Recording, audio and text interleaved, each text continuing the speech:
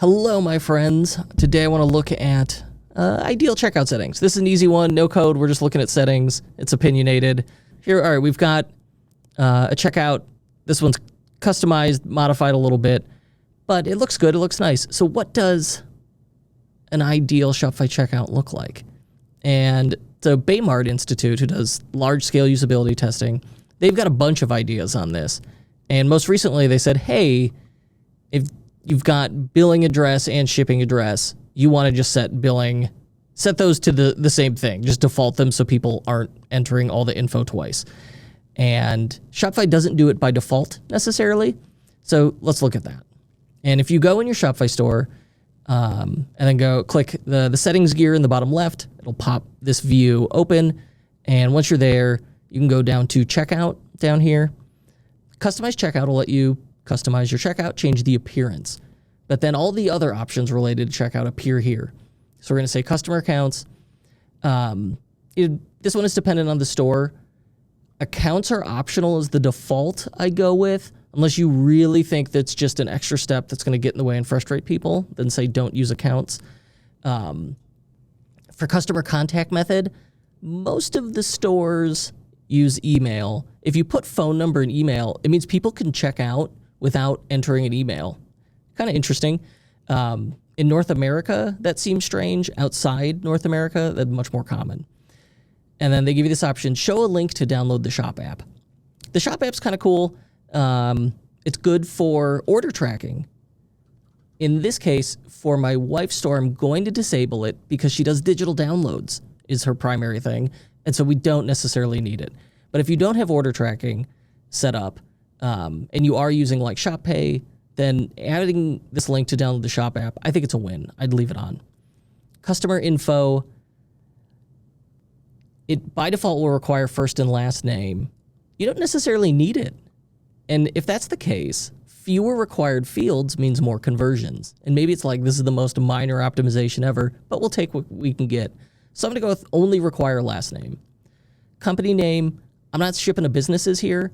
I think the default is optional. For us, we're going to go with don't include.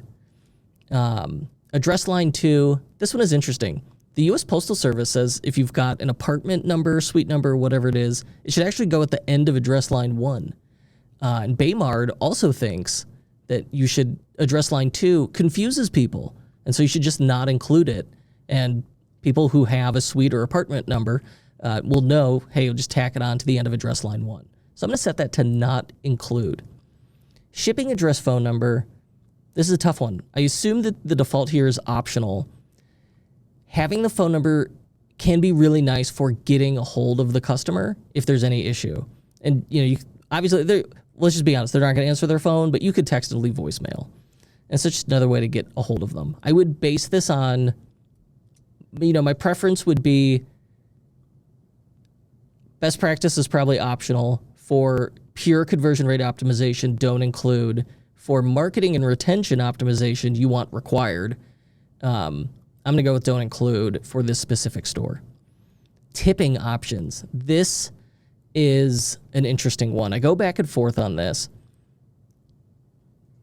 But in this case, I'm going to turn it on and I'm going to say hide, but I'm going to say hide presets. And I think 10, 50, 20, fine. Let's go with that. Or what if we set it up as like may as well pricing? We could do like 15, 20, 25.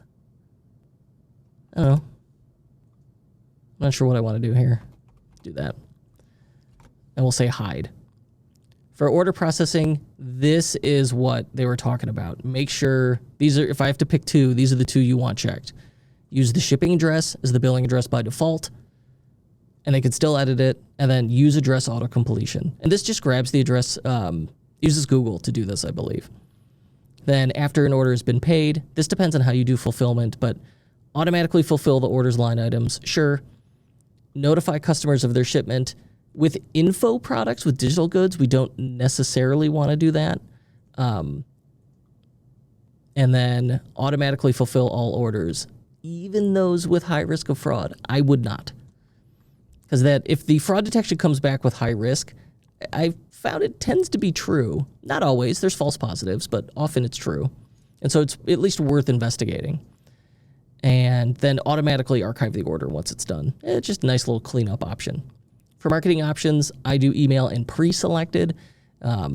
In the US outside of California, I think that's probably your best option. With GDPR or California's privacy laws, maybe don't do pre-selected.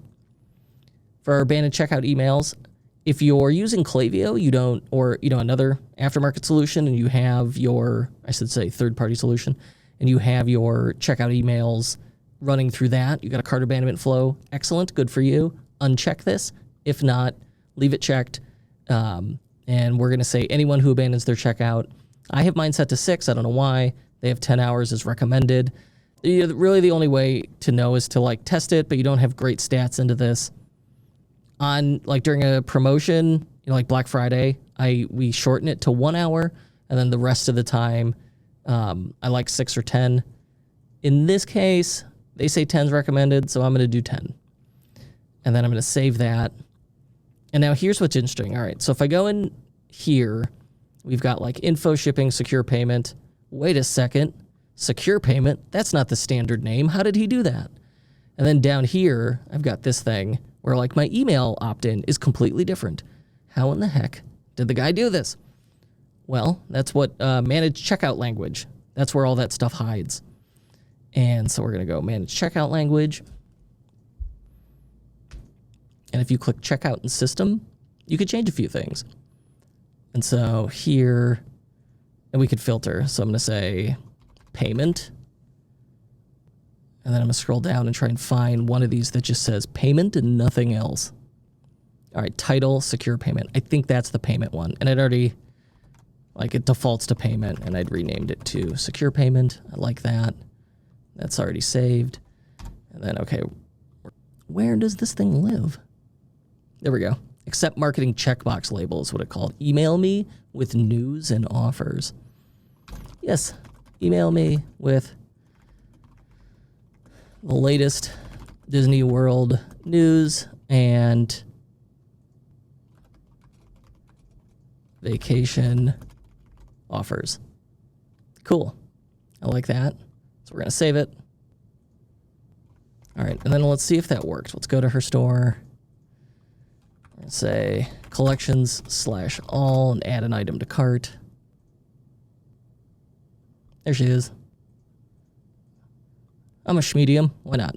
Add to cart. There it is. Check out. You can rename shopping cart. You could rename all these labels. So checkout, I want to rename that. Let's do cart. Checkout.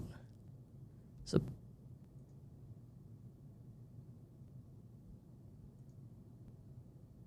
all right, there it is, checkout. So I'm going to rename that proceed to checkout. And then can I stick a lock icon in there? Would that work? Copy. Put that in there. Save. Let's go back to cart. Did it work?